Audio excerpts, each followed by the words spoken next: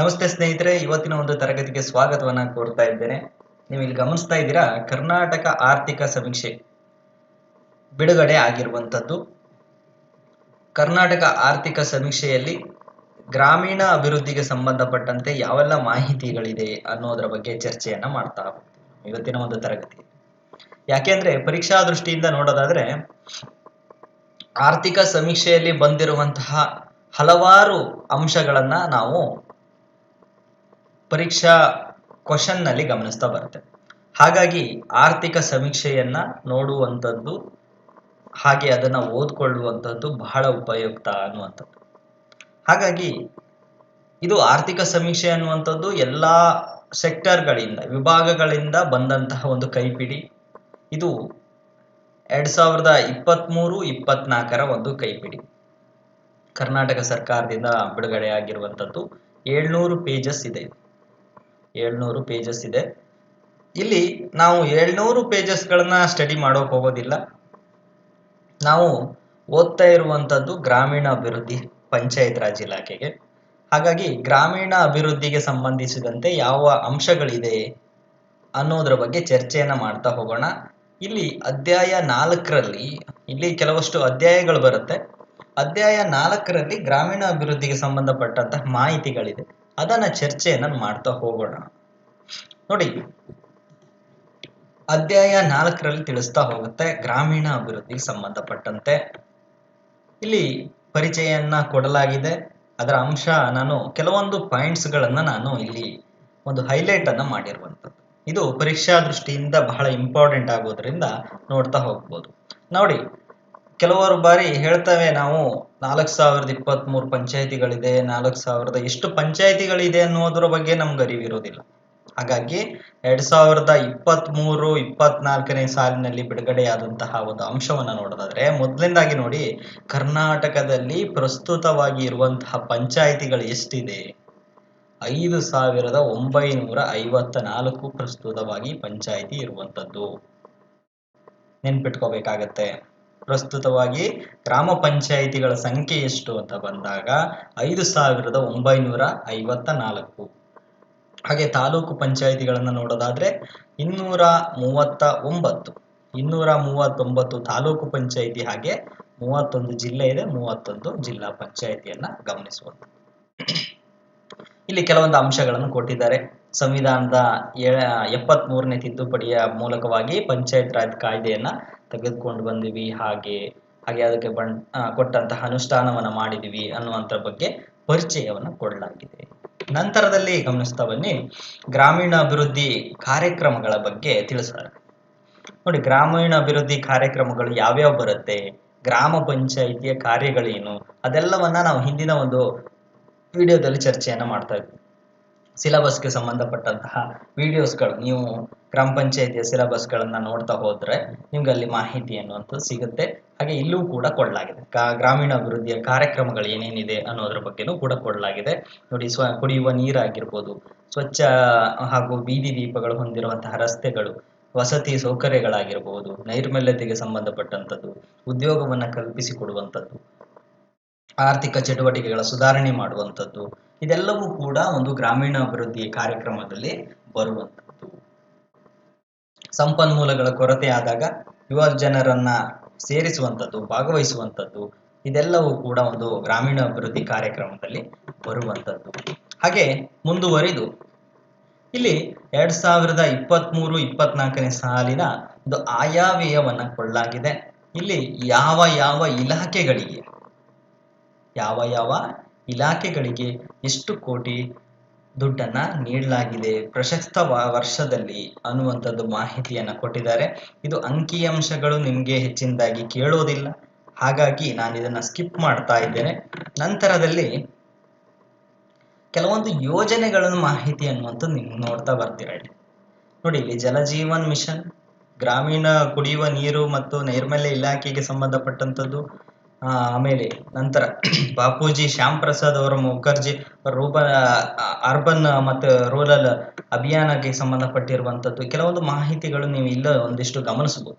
ಇವೆಲ್ಲ ಮಾಹಿತಿಗಳು ನಾನು ಯಾಕೆ ಹೇಳ್ತಾ ಇದ್ದೀನಿ ಅಂದ್ರೆ, ಕೆಲವೊಂದು ಅಂಕಿ ಅಂಶಗಳು ಕೇಳ್ದಿದ್ದಾಗ ಈ ಒಂದು ಯೋಜನೆಗೆ ಸಂಬಂಧಪಟ್ಟಂತಹ ಕ್ವಶನ್ಗಳು ರೇಸ್ ಆಗುತ್ತೆ. ಹಾಗಾಗಿ ನೀವು ಒಂದು ಸ್ವಲ್ಪವಾಗಿ ಈ ಒಂದು ಯೋಜನೆಗಳು ಏನೇನಿದೆ,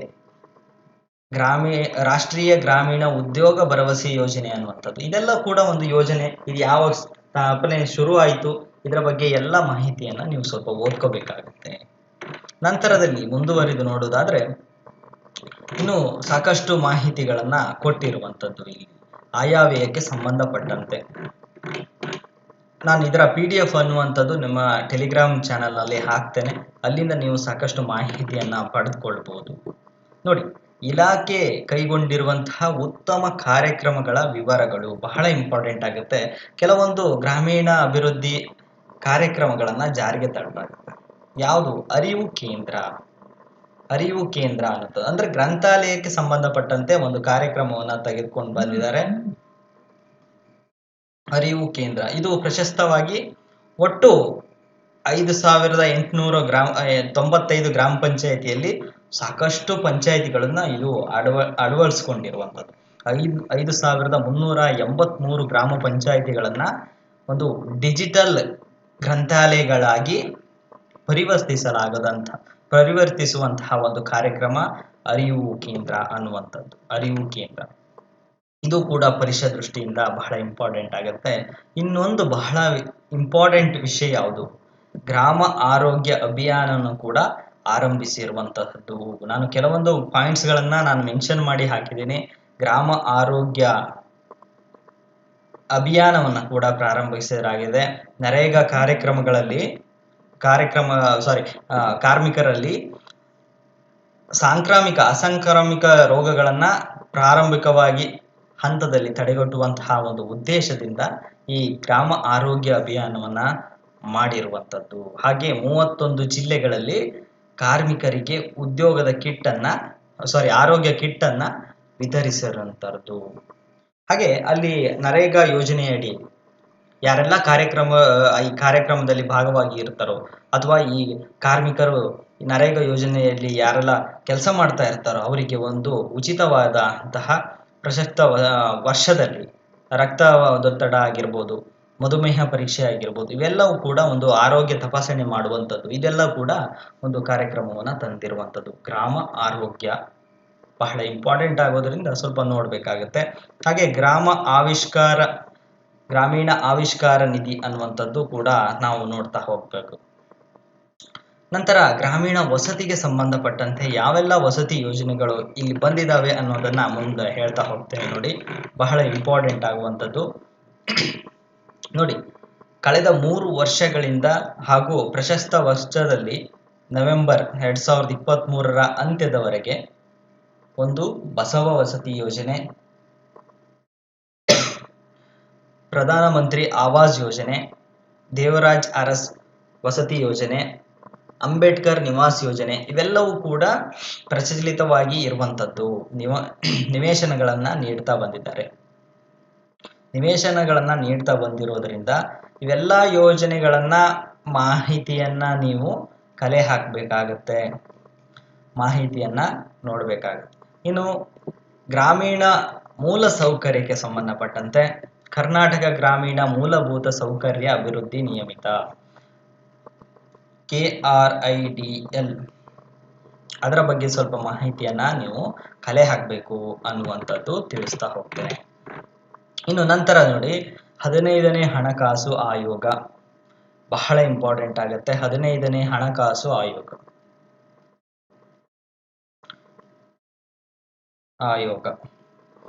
ನನಗೆ ಕಾಮೆಂಟ್ ಮಾಡಿ ತಿಳಿಸಿ, 15ನೇ ಹಣಕಾಸು ಆಯೋಗದ ಅಧ್ಯಕ್ಷರು ಯಾರಿದ್ದಾರೆ ಅನ್ನುವಂಥದ್ದು.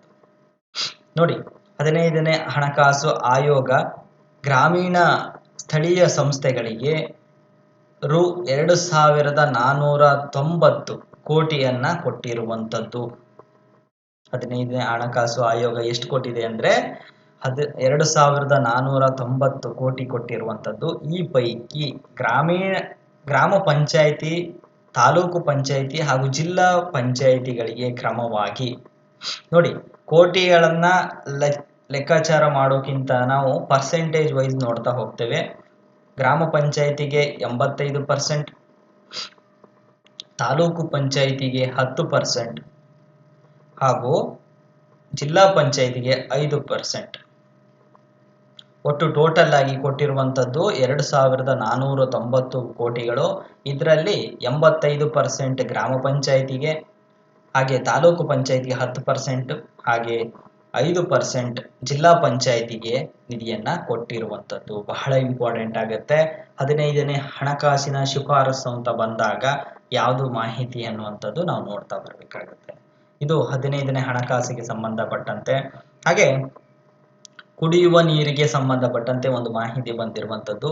ಪ್ರತಿ ವ್ಯಕ್ತಿಗೆ ತಲಾ 55 LPCD ಕೊಟ್ಟಿರುವಂಥ ನೀರನ್ನು ಒದಗಿಸುವಂತಹ ಎಲ್ಲ ಜನವಸತಿಗಳಿಗೆ ಕೊಳವೆ ನೀರು ಸರಬರಾಜು ಮಾಡುವಂತಹ ಒಂದು ಯೋಜನೆಯ ಮೂಲಕವಾಗಿ ಮನೆ ಮನೆಗೆ ಗಂಗೆ, ಅಥವಾ ನಾವೇನಂತೀವಿ ಜಲ ಜೀವನ್ ಮಿಷನ್ ಅಡಿಯಲ್ಲಿ, ಜಲ ಜೀವನ್ ಮಿಷನ್ನ ಅಡಿಯೇ ಮನೆ ಮನೆಗೆ ಗಂಗೆ ಅನ್ನುವಂಥ ಒಂದು ಕಾರ್ಯಕ್ರಮದ ಅಡಿಯಲ್ಲಿ ಕೊಟ್ಟಿರುವಂಥದ್ದು. ಇದು ಕೂಡ ಪರೀಕ್ಷಾ ದೃಷ್ಟಿಯಿಂದ ಬಹಳ ಇಂಪಾರ್ಟೆಂಟ್ ಆಗುತ್ತೆ. ನಮಗೆ ನೆನ್ಪಿಟ್ಕೋಬೇಕಾಗದ್ದು ಕೆಲವು ಅಂಶಗಳನ್ನ ನೋಡ್ತಾ ಬರೋದಾದ್ರೆ, ಜಲ ಜೀವನ್ ಮಿಷನ್ ಆಗಿರ್ಬೋದು, ಹಾಗೆ ನರೇಗಾ ಆಗಿರ್ಬೋದು, MG ನರೇಗಾ ಆಗಿರ್ಬೋದು, ಆವಾಸ್ ಯೋಜನೆಗಳಾಗಿರ್ಬೋದು, ಇದೆಲ್ಲವೂ ಕೂಡ ಸಾಕಷ್ಟು ಮಾಹಿತಿಯನ್ನ ನಾವು ಪರೀಕ್ಷಾ ದೃಷ್ಟಿಯಿಂದ ಓದಬೇಕಾಗತ್ತೆ. ನಂತರದಲ್ಲಿ ನೋಡಿ, ಜಲ ಜೀವನ್ ಮಿಷನ್ನ ಅನುಷ್ಠಾನದ ನಂತರ ಒಂದು ಮಾಹಿತಿಯನ್ನ ಕೊಡ್ಬೋದು. ಇಲ್ಲಿ ಕೆಲವೊಂದು ಮಾಹಿತಿಗಳನ್ನ ಹೇಳಿಕೆ ರೂಪದಲ್ಲಿ ನೀಡಲಾಗುತ್ತೆ. ಯಾಕೆಂದ್ರೆ ಒಂದು ಗವರ್ನಮೆಂಟ್ ಒಂದು ಸಾಧನೆ ಮಾಡಿದೆ ಅಂತ ಹೇಳಿದ್ರೆ, ಅಥವಾ ಒಂದು ಅಂಕಿ ಅಂಶವನ್ನ ಪೂರೈಸಿದೆ ಅಂದ್ರೆ ಆ ಅಂಕಿ ಅಂಶದ ಮೇಲೆ ಒಂದು ಕ್ವಶನ್ ರೈಸ್ ಆಗೋ ಚಾನ್ಸಸ್ ಇರುತ್ತೆ. ಹಾಗಾಗಿ ನೋಡಿ, ಜಲ ಜೀವನ ಮಿಷನ್ನ ಅಡಿಯಲ್ಲಿ ನೋಡಿ 48,71,383 ಮನೆಗಳಿಗೆ ನಳದ ಮೂಲಕವಾಗಿ ನೀರಿನ ಸಂಪರ್ಕವನ್ನ ಕೊಡಲಾಗಿರುವಂಥದ್ದು. ರಾಜ್ಯದಲ್ಲಿ ಈವರೆಗೆ 72.39% ಮನೆಗೆ ನೀರಿನ ಸಂಪರ್ಕ ಕೊಡಲಾಗಿದೆ. ನೋಡಿ, ರಾಜ್ಯದಲ್ಲಿ 8,566 ಗ್ರಾಮಗಳಿಗೆ ಪ್ರತಿಯೊಂದು ಮನೆಗೂ ಜಲ ಜೀವನ್ ಮಿಷನ್ನ ಅಡಿಯಲ್ಲಿ ನೀರಿನ ಸಂಪರ್ಕವನ್ನ ಕಲ್ಪಿಸುವಂತಹ ಮೂಲಕವಾಗಿ ಇದು 100% FHTC ಹೊಂದಿರುವಂತಹ ಗ್ರಾಮಗಳು ಹೆಗ್ಗಳಿಕೆಗೆ ಪಾತ್ರವಾಗಿರುವಂಥದ್ದು. ಇದು ಕೂಡ ಬಹಳ ಮುಖ್ಯವಾದಂತಹ ಅಂಶ. ಹಾಗಾಗಿ ಜಲ ಜೀವನ್ ಮಿಷನ್ನ ಅಲ್ಲಿ ಬರುವಂತಹ ಅಂಶಗಳನ್ನ ನಾವು ಚರ್ಚೆಯನ್ನ ಮಾಡ್ತಾ ಇದ್ದೇವೆ. ನಂತರದಲ್ಲಿ ಸಾಕಷ್ಟು ಮಾಹಿತಿಯನ್ನ ನೀಡಿರುವಂಥದ್ದು. ಇಲ್ಲಿ ಒಂದು ಮಾಹಿತಿ ನೋಡಿ, ಇಲ್ಲೊಂದು ಮಾಹಿತಿಯನ್ನ ನಾನು ಬಿಟ್ಟಿದ್ದೀನಿ. ಹಲವಾರು ಯೋಜನೆಗಳು ರಾಜ್ಯದಲ್ಲಿ 31 ಜಿಲ್ಲೆಗಳಲ್ಲಿ ನೀರಿನ ಗುಣಮಟ್ಟವನ್ನ ಪರೀಕ್ಷಿಸಲು ಸಾಕಷ್ಟು ಪ್ರಯೋಗಾಲಯಗಳನ್ನ ತೆಗೆದುಕೊಂಡು ಬಂದಿದ್ದಾರೆ. ಹಾಗೆ ಮಳೆಗಾಲ ಪೂರ್ವ ಹಾಗೂ ಋತುಗಳಲ್ಲಿ ನಂತರದ ಋತುಗಳಲ್ಲಿ ಕುಡಿಯುವ ನೀರಿನ ಗುಣಮಟ್ಟದ ಪರೀಕ್ಷೆಗಾಗಿ ಒಂದು ಜಲ ಪರೀಕ್ಷಣಾ ಕಿಟ್ಗಳನ್ನ ಹಾಗೂ ಎಲ್ಲ 5,954 ಗ್ರಾಮ ಪಂಚಾಯಿತಿಗಳಿಗೂ ಕೂಡ ಒಂದು ಕಿಟ್ಗಳನ್ನ ಕೊಡಲಾಗಿದೆ. ಕಿಟ್ಗಳನ್ನ ಬಳಸಿಕೊಂಡು ನೀರಿನ ಗುಣಮಟ್ಟ ಮತ್ತು ಮೇಲ್ವಿಚಾರಣೆ ಮಾಡಲು ಗ್ರಾಮೀಣ ನೀರು ಮತ್ತು ನೈರ್ಮಲ್ಯ ಸಮಿತಿಗೆ ತರಬೇತಿಯನ್ನ ನೀಡಲಾಗಿದೆ. ಕೆಲವೊಂದು ಅಂಶಗಳನ್ನ ನಾವು ಇಲ್ಲಿ ಗಮನಿಸ್ತಾ ಹೋಗುವಂಥದ್ದು. ಹಾಗೆ ಗ್ರಾಮೀಣ ನೈರ್ಮಲ್ಯೀಕರಣಕ್ಕೆ ಸಂಬಂಧಪಟ್ಟಂತೆ ನೋಡೋದಾದ್ರೆ SBM ಸ್ವಚ್ಛ ಭಾರತ್ ಅಭಿಯಾನ ಅನ್ನುವಂಥದ್ದು ಕೂಡ ಇಲ್ಲಿ ನಾವು ಅಂಶವನ್ನು ನೋಡುವಂಥದ್ದು. ಸ್ವಚ್ಛ ಭಾರತ್ ಅಭಿಯಾನ ಅಂದ್ರೆ ಪ್ರತಿಯೊಂದು ಕುಟುಂಬ ಆಗಿರ್ಬೋದು, ಅಂಗನವಾಡಿ ಶೌಚಾಲಯ, ಇಂತಹ ಎಲ್ಲ ಕಡೆಯಲ್ಲೂ ಒಂದು ಸ್ವಚ್ಛತೆಯನ್ನು ಕಾಪಾಡಿಕೊಳ್ಳುವಂಥದ್ದು ಕೇಂದ್ರ ಸರ್ಕಾರದ ಒಂದು ಯೋಜನೆ ಆಗಿರುವಂಥದ್ದು, ಮಹತ್ವಾಕಾಂಕ್ಷಿ ಯೋಜನೆ ಸ್ವಚ್ಛ ಭಾರತ್ ಮಿಷನ್ ಅನ್ನುವಂಥದ್ದು. ಇದು ಕೂಡ ನಾವು ಪರೀಕ್ಷಾ ದೃಷ್ಟಿಯಿಂದ ಈ ಒಂದು ಕಾನ್ಸೆಪ್ಟ್ ಅನ್ನ ಓದ್ಕೋಬೇಕಾಗುತ್ತೆ ಸ್ವಚ್ಛ ಭಾರತ್ ಅಭಿಯಾನಕ್ಕೆ ಸಂಬಂಧಪಟ್ಟಂತೆ. ಹಾಗೆ ಸ್ವಚ್ಛ ಭಾರತ್ ಅಭಿಯಾನಕ್ಕೆ ಸಂಬಂಧಪಟ್ಟಂತೆ ಯಾವುದೆಲ್ಲ ಸಾಧನೆ ಮಾಡಿದೆ ಭೌತಿಕವಾಗಿ ವಿವರಗಳನ್ನ ನೀಡಲಾಗಿದೆ. ಇದನ್ನು ಕೂಡ ನೀವು ಇದೊಂದು ಕೋಷ್ಟಕದ ಮೂಲಕವಾಗಿ ನೀವು ಗಮನಿಸ್ತಾ ಹೋಗ್ಬೋದು. ನೋಡಿ, ಶೌಚಾಲಯಗಳಿಗೆ ಸಂಬಂಧಪಟ್ಟಂತೆ ಮಾಹಿತಿಗಳು ಕೂಡ ನಿಮ್ಗೆ ಇಲ್ಲಿ ಸಿಗುತ್ತೆ. ಹಾಗಾಗಿ ನೀವು ಇದರ ಬಗ್ಗೆ ಒಂದು ಸ್ವಲ್ಪ ತಿಳ್ಕೊಳ್ತಾ ಹೋಗ್ಬೇಕಾಗುತ್ತೆ. ಇನ್ನು ನೋಡಿ, ಇಲ್ಲಿ ಸಡಕ್ ಯೋಜನೆಗಳು ಅಂತ ಬಂತು. ಇಷ್ಟುವರೆಗೆ ವಸತಿ ಯೋಜನೆಗಳನ್ನು ಗಮನಿಸ್ತಿದ್ದೀವಿ, ಮೂಲಭೂತ ಸೌಕರ್ಯಗಳಿಗೆ ಸಂಬಂಧಪಟ್ಟಂತೆ ನೀರಿನ ಬಗ್ಗೆ ನೋಡಿದ್ವಿ. ಇದು ಕೂಡ ಇಂಪಾರ್ಟೆಂಟ್ ಆಗಿರುವಂಥದ್ದು. ಗ್ರಾಮೀಣ ರಸ್ತೆಗಳ ಸುಧಾರಣೆಗೆ ಸಂಬಂಧಪಟ್ಟಂತೆ ನೋಡಿ, ಕೆಲವೊಂದು ಈ ರೀಸೆಂಟಾಗಿ ಒಂದು ಎಕ್ಸಾಮ್ನಲ್ಲೂ ಕೇಳಿದ್ದಾರೆ. ನಮ್ಮ ಗ್ರಾಮ ನಮ್ಮ ರಸ್ತೆ ಯೋಜನೆಗೆ ಸಂಬಂಧಪಟ್ಟಂತೂ ಕೂಡ ಒಂದು ಕ್ವಶನ್ ಬಂದಿರುವಂಥದ್ದು. ಹಾಗೆ ಮುಖ್ಯಮಂತ್ರಿ ಗ್ರಾಮೀಣ ರಸ್ತೆ ಅಭಿವೃದ್ಧಿ ಯೋಜನೆ ಕೂಡ ಬಂದಿರುವಂಥದ್ದು. ಇದೆಲ್ಲವೂ ಕೂಡ ರಸ್ತೆಗಳಿಗೆ ಸಂಬಂಧಪಟ್ಟಂತೆ ಇರುವಂತಹ ಯೋಜನೆಗಳು. ನೋಡಿ, ಇನ್ನೊಂದು ಸಾರಿ ಹೇಳ್ತೀನಿ, ಪ್ರಧಾನಮಂತ್ರಿ ಗ್ರಾಮ ಸಡಕ್ ಯೋಜನೆ, ನಮ್ಮ ಗ್ರಾಮ ಮತ್ತು ನಮ್ಮ ರಸ್ತೆ ಯೋಜನೆ, ಮುಖ್ಯಮಂತ್ರಿ ಗ್ರಾಮೀಣ ರಸ್ತೆ ಅಭಿವೃದ್ಧಿ ಯೋಜನೆ, ಇವೆಲ್ಲವೂ ಕೂಡ ಒಂದು ರಾಜ್ಯ ಸರ್ಕಾರ ಮತ್ತು ಕೇಂದ್ರ ಸರ್ಕಾರದ ಒಂದು ಯೋಜನೆಗಳು. ಯಾವುದಕ್ಕೆ ಸಂಬಂಧಪಟ್ಟಂತೆ? ಒಂದು ರಸ್ತೆಗಳಿಗೆ ಸಂಬಂಧಪಟ್ಟಂತಹ ಯೋಜನೆಗಳು. ಅದರದ ಮಾಹಿತಿ ಕೂಡ ಕೊಡಲಾಗಿದೆ. ಪ್ರಧಾನಮಂತ್ರಿ ಗ್ರಾಮ ಸಡಕ್ ಯೋಜನೆಗೆ ಸಂಬಂಧಪಟ್ಟಂತೆ ಎಷ್ಟು ಕೋಟಿ ಅನುದಾನ ಆಗಿದೆ, ಎಲ್ಲಿವರೆಗೆ ಆಗಿದೆ, ಹೋದ ವರ್ಷದ ಒಂದು ಮಾಹಿತಿ, ಈ ವರ್ಷದ ಮಾಹಿತಿ ಎಲ್ಲವೂ ಕೂಡ ಕೊಡಲಾಗಿದೆ. ಬಹಳ ಇಂಪಾರ್ಟೆಂಟ್ ಆಗಿರುವಂಥದ್ದು ಮಹಾತ್ಮ ಗಾಂಧಿ ಗ್ರಾಮೀಣ ಉದ್ಯೋಗ ಖಾತ್ರಿ ಯೋಜನೆ ಅನ್ನುವಂಥದ್ದು. ನಾನು ಈ ಹಿಂದೆ 150 ದಿನಗಳ ಒಂದು ಬೇಡಿಕೆಯನ್ನ ಸಲ್ಲಿಸಿರುವಂಥದ್ದು. ಇದು ಇನ್ನೂ ಅಪ್ರೂವ್ ಆಗಿಲ್ಲ. ಈಗಲೂ ಕೂಡ 100 ದಿನಗಳ ಒಂದು ಖಚಿತ ಉದ್ಯೋಗವನ್ನ ಕೊಟ್ಟಿರುವಂಥದ್ದು. ಮಹತ್ವಾಕಾಂಕ್ಷಿ ಯೋಜನೆ ಅನ್ನುವಂಥದ್ದು ಮಹಾತ್ಮ ಗಾಂಧಿ ರಾಷ್ಟ್ರೀಯ ಗ್ರಾಮೀಣ ಉದ್ಯೋಗ ಖಾತ್ರಿ ಯೋಜನೆ ಅನ್ನುವಂಥದ್ದು. ನೋಡಿ, ಇದರ ಕೇಂದ್ರ ಮತ್ತು ರಾಜ್ಯಗಳ ಒಂದು ಅನುದಾನದ ಪಾಲು ಎಷ್ಟಿರುತ್ತೆ, ಅನುಪಾತ ಅನ್ನುವಂಥದ್ದು ಕೇಂದ್ರದ್ದು 90 ಇದ್ರೆ ರಾಜ್ಯದ್ದು 10. ಕೂಲಿ ಸಾಮಗ್ರಿಗಳ ಅನುಪಾತವನ್ನು ಗಮನಿಸೋದಾದ್ರೆ 60:40 ಅನುಪಾತದಲ್ಲಿ ಇರುವಂಥದ್ದು. ಇದು ಕೂಡ ಕೆಲವು ಮಾಹಿತಿಗಳು ಇರುವಂಥದ್ದು ಇದಕ್ಕೆ ಸಂಬಂಧಪಟ್ಟಂತೆ. ನೋಡಿ, ಇನ್ನೊಂದು ಪಾಯಿಂಟ್ ಅನ್ನ ಮೊನ್ನೆನೂ ಕೂಡ ನಾನು ಇದಕ್ಕೆ ಪೇಪರ್ ಕಟಿಂಗ್ಸ್ ಹಾಕಿರುವಂಥದ್ದು. ಕರ್ನಾಟಕದ ಕೂಸಿನ ಮನೆ ಶಿಶುಪಾಲನಾ ಕೇಂದ್ರ ಅನ್ನುವಂಥದ್ದು. ಹಂಗಂದ್ರೆ ಏನು ಸರ್, ಇದ್ರ ಬಗ್ಗೆ ಏನು ಮಾಹಿತಿ ಅಂತ? ಇಲ್ಲಿ ನರೇಗಾ ಯೋಜನೆಯಡಿ ಹೆಣ್ಣು ಮಕ್ಕಳು, ತಾಯಂದಿರು ಎಲ್ಲರೂ ಕೂಡ ಈ ಕೆಲಸದಲ್ಲಿ ಭಾಗವಹಿಸ್ತಾರೆ. ಆ ಭಾಗವಹಿಸಿದಂತಹ ಒಂದು ಸಂದರ್ಭದಲ್ಲಿ ಕೆಲವೊಂದು ಹಾಲುಣಿಸುವಂತಹ ತಾಯಂದಿರು ಇರ್ತಾರೆ. ಅವುಗಳ ಮಕ್ಕಳನ್ನ ಕರೆದುಕೊಂಡು ಹೋದಾಗ ಕೆಲಸಕ್ಕೆ ಮಕ್ಕಳನ್ನ ಒಂದು ಶಿಶುಪಾಲನಾ ಕೇಂದ್ರಗಳನ್ನಾಗಿ ಮಾಡಲಾಗುತ್ತೆ. ಅದನ್ನೇ ನಾವು ಕೂಸಿನ ಮನೆ ಯೋಜನೆ ಅಂತ ಕರೀತಾರೆ. ಅಂದ್ರೆ ಅಲ್ಲಿ ಹಾಲುಣಿಸುವಂತಹ ತಾಯಂದಿರು ಇರ್ತಾರೆ. ಆ ತಾಯಂದಿರ ಮಕ್ಕಳನ್ನ ಮಾಡುವಂತಹ ಕೆಲಸಗಳನ್ನ ಮಾಡುವಂತಹ ಸಂದರ್ಭದಲ್ಲಿ ಮಕ್ಕಳನ್ನ ನೋಡಿಕೊಳ್ಳುವಂತಹ ಒಂದು ಕೇಂದ್ರಗಳನ್ನ ಸ್ಥಾಪನೆ ಮಾಡಿರುವಂಥದ್ದು ಕರ್ನಾಟಕ ಕೂಸಿನ ಮನೆ ಶಿಶುಪಾಲನಾ ಕೇಂದ್ರ ಅನ್ನುವಂಥದ್ದು. ಈಗಾಗಲೇ ಗುರುತಿಸಲ್ಪಟ್ಟಂತಹ 4,000 ಗ್ರಾಮ ಪಂಚಾಯಿತಿಗಳಲ್ಲಿ ಹಂತ ಹಂತವಾಗಿ ಪ್ರಾರಂಭ ಮಾಡ್ತಾ ಇದ್ದಾರೆ.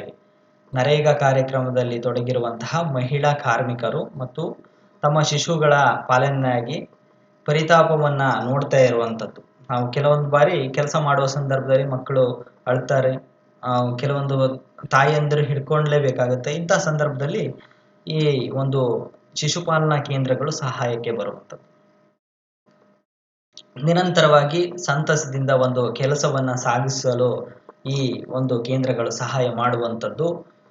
ಅಲ್ಲಿ ಕೂಸಿನ ಮನೆ ಮತ್ತು ಶಿಶುಪಾಲನಾ ಕೇಂದ್ರದಲ್ಲಿ ಉದ್ಯೋಗ ಚೀಟಿ ಹೊಂದಿರುವಂತಹ ಕುಟುಂಬಗಳ 3 ವರ್ಷದೊಳಗಿನ ಮಕ್ಕಳ ಒಂದು ಪಾಲನೆ ಮಾಡುವಂಥದ್ದು, ಪೋಷಣೆ ಮಾಡುವಂಥದ್ದು, ಅವುಗಳಿಗೆ ಪೌಷ್ಟಿಕ ಒಂದು ಆಹಾರವನ್ನು ನೀಡುವಂಥದ್ದು. 2023 ನವೆಂಬರ್ನ ಅಂತ್ಯದವರೆಗೆ ನೋಡೋದಾದ್ರೆ ನಾವು 20 ಜಿಲ್ಲೆಗಳಲ್ಲಿ 772 ಶಿಶುಪಾಲನಾ ಕೇಂದ್ರಗಳನ್ನ ಈವರೆಗೆ ಸ್ಥಾಪನೆ ಮಾಡಿದ್ದಾರೆ. ಇದು ಕೂಡ 4,000 ಪಂಚಾಯಿತಿಗಳಿಗೂ ಇದು ಸ್ಥಾಪನೆ ಆಗಬೇಕು ಅಂತನೂ ಗುರಿಯನ್ನ ಇಟ್ಟುಕೊಂಡಿರುವಂಥದ್ದು. ಇದನ್ನು ನಾವು ಗಮನಿಸ್ತಾ ಬರ್ತೇವೆ. ಇದಿಷ್ಟು ಇದಕ್ಕೆ ಸಂಬಂಧಪಟ್ಟಂತಹ ಮಾಹಿತಿ. ನೋಡಿ, ಕೆಲವೊಂದು ಅಂಶಗಳನ್ನ ನಾನು ಚರ್ಚೆಯನ್ನ ಮಾಡ್ತಾ ಹೋಗ್ತೀನಿ. ಇದು ಏನಿದು ಇದರ ಬಗ್ಗೆ ಅಂತ ಹೇಳೋದಾದ್ರೆ, ಕರ್ನಾಟಕದಲ್ಲಿ ವಿಕೇಂದ್ರೀಕೃತ ಒಂದು ಯೋಜನೆ ಅನ್ನುವಂಥದ್ದು. ನೋಡಿ, ಕರ್ನಾಟಕ ಪಂಚಾಯತ್ ರಾಜ್ ಅಧಿನಿಯಮ 1993ರ ಅಧಿನಿಯಮದ ಪ್ರಕಾರವಾಗಿ ಜಿಲ್ಲಾ ಪಂಚಾಯತ್, ತಾಲೂಕು ಪಂಚಾಯತ್ ಹಾಗೂ ಗ್ರಾಮ ಪಂಚಾಯತ್ ಈ 3 ಹಂತದಲ್ಲಿ ಪಂಚಾಯತ್ ವ್ಯವಸ್ಥೆ ಇರುವಂಥದ್ದು ನಾವು ಗಮನಿಸ್ತಾ ಬಂದಿವಿ. ಈ ಕಾರ್ಯಗಳನ್ನ ಕೈಗೊಳ್ಳಲು 8,000ಕ್ಕೂ ಕಡಿಮೆ ಇರುವಂತಹ ಜನಸಂಖ್ಯೆ ಇರುವಂತಹ ಗ್ರಾಮ ಪಂಚಾಯಿತಿಗಳಿಗೆ ವಾರ್ಷಿಕ ಅನುದಾನವನ್ನ 10 ಲಕ್ಷ ಮತ್ತು 8,000ಕ್ಕಿಂತಲೂ ಹೆಚ್ಚಿನ ಜನಸಂಖ್ಯೆ ಇರುವಂತಹ ಗ್ರಾಮ ಪಂಚಾಯಿತಿಗಳಿಗೆ ಪ್ರತಿ 1,000 ಜನರಿಗೆ 1 ಲಕ್ಷದಂತೆ ಒದಗಿಸಲಾಗುವುದು ಅಂತ ಕೇಳ್ತಾರೆ. ಬಹಳ ಇಂಪಾರ್ಟೆಂಟ್ ಆದಂತಹ ಒಂದು ಮಾಹಿತಿ ಇದು ಸ್ನೇಹಿತರೆ. ಇಲ್ಲಿ 8 ಲಕ್ಷಕ್ಕಿಂತ ಹೆಚ್ಚಿಗೆ ಕಡಿಮೆ ಇರುವಂತಹ ಗ್ರಾಮ ಪಂಚಾಯಿತಿಗೆ 10 ಲಕ್ಷ ಅನುದಾನವನ್ನ ಕೊಡುತ್ತಾರೆ ವರ್ಷಕ್ಕೆ ಅನ್ನುವಂಥದ್ದು.